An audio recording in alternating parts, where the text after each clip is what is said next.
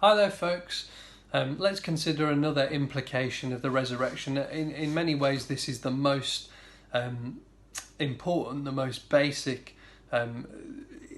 We feel like it goes without saying, but we ought to say it and we ought to come back to it. And it's simply this, that because Jesus rose again, his followers can also enjoy life beyond the grave.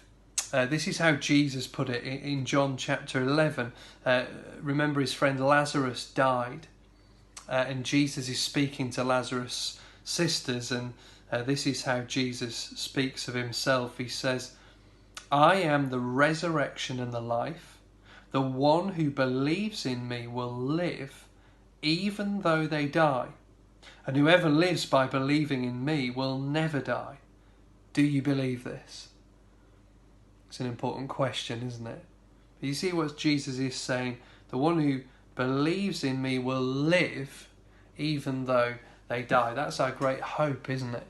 Jesus died and rose again, and we're his followers. And we know that one day we will die, but we know that we will live beyond the grave because Jesus has conquered the grave for us, and we are joined to Jesus. We're united with Christ.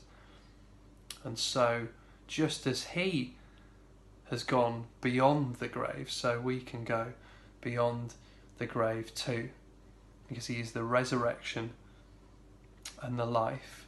The idea in 1 Corinthians 15, that great chapter on the resurrection, is that Jesus is the first fruits of the resurrection. He's the first, but many will follow.